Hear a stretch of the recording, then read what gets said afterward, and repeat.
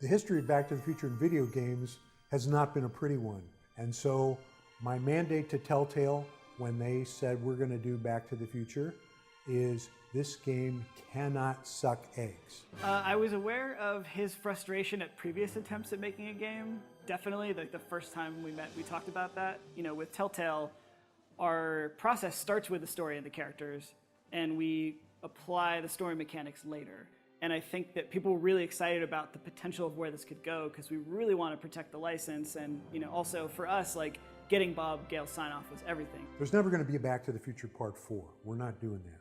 But Telltale's Back to the Future game is pretty close to what a Part 4 could be. Making a Telltale game is sort of modeled after the TV episodic model where we, instead of telling one story at once, we tell a bunch of stories that are all connected over the course of a season. So in Back to the Future's case, it was 5 episodes.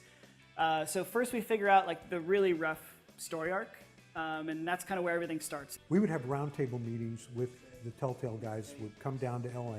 We got to talking about things. I proposed that we go back into Doc Brown's youth because this was an idea that Bob Zemeckis and I had way early on when we were trying to figure out what Back to the Future Part 2 was going to be about. And instantly, like all of the fans in the room just went, yeah, that's why we should do this. That's the story we want to tell and explore. And then it was all just a matter of, okay, well, we have this basic idea.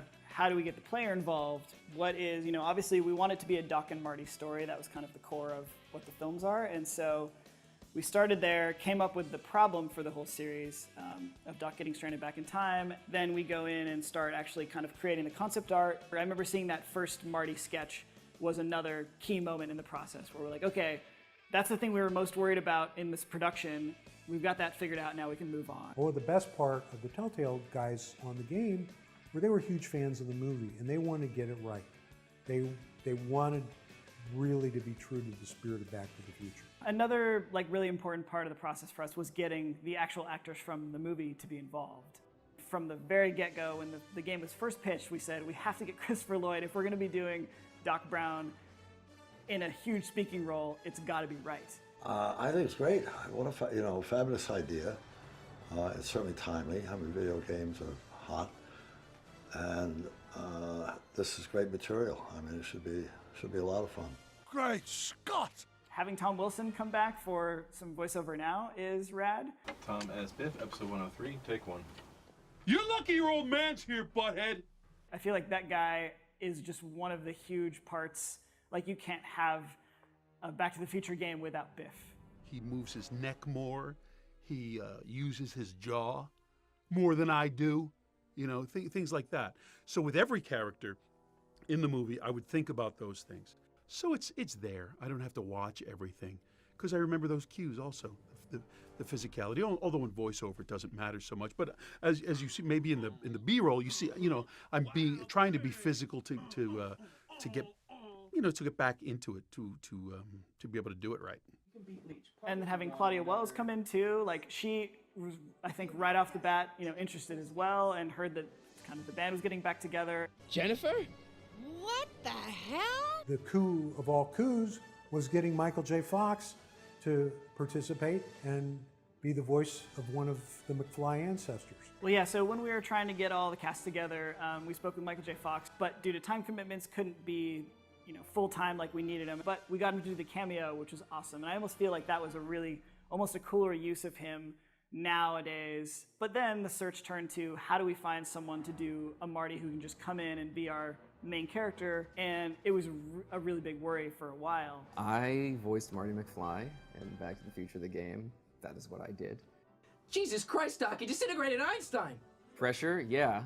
To be like, oh, you know that amazing, iconic role that everyone loves and knows and can quote lines from, and that incredibly famous, wonderful actor, Michael J. Fox. Can you just replicate that? That's what I had going on in the back of my head. So yeah, it was a lot of pressure. At one point, we got an email from our accountant who said that she'd gotten emailed an MP3 from some kid who said he would like to be Marty in the Back to the Future game. I heard about this. I saw a news article. Telltale Games is making Back to the Future and Jurassic Park into a game. And I was like, wow, that looks awesome. I would love to be, the voice of Marty McFly, but there's no way in hell that's going to happen. And at the time, Telltale was a lot smaller, so you just have to Google Telltale to get like a list of phone numbers. And Rhoda was the first name that popped up, so I called her and I left a message that was basically this nerdy, like, hey, my name is AJ Locascio, I do a great Marty. You know, I tried to sound as much like Marty as I could. I was like, it's my density to have this role. But I remember it going across someone's desk, them hearing this audition and just saying, man, this kid sounds exactly like Michael J. Fox when he was young. Doc, you gotta listen to me.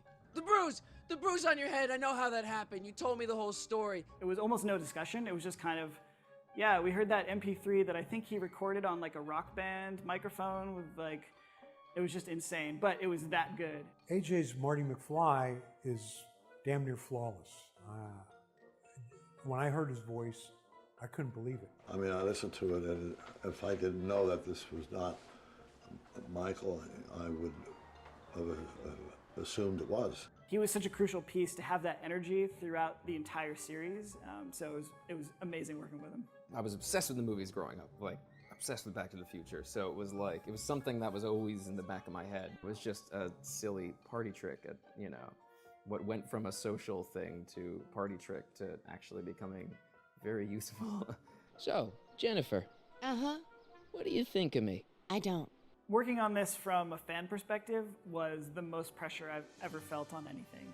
Trying to invent a way where we can pull you along through the story and then use dialogue options where you get to choose what Marty's going to say. And I think that's the kind of the hook for us, is giving you a situation and then saying, well, here's 3 different ways or 4 different ways that Marty could possibly react. If you were playing Marty, what would you do? And I think that it allows people to really author their own story. Telltale's Back to the Future game is the only game that deserves to be called Back to the Future. It's very true to the spirit of the movies. The voice acting is terrific. The characterization is great. And with the new consoles, the game is just going to sparkle and jump off the screen. Bringing this game to a new generation, even though it's not that old, is actually super exciting. Like getting to debut it again on all the new platforms. Telltale's got a lot bigger of a fan base now, and there's a lot of people who probably didn't know that we made this game. But it's still got a lot of the same core principles that are fun in a Telltale game. You know, we're taking this thing that's super familiar and we're putting our own story in it and allowing you to play it. So in time with the 30th anniversary of the films, now we're getting to kind of add to what's out there in the media and saying, like, you know, you're rebuying the movie again and watching it, here's a game you might enjoy as well. And it kind of, you know, watch the movies first, get back the nostalgia, and then right after the movie ends, you can pop in the game and continue the story from there.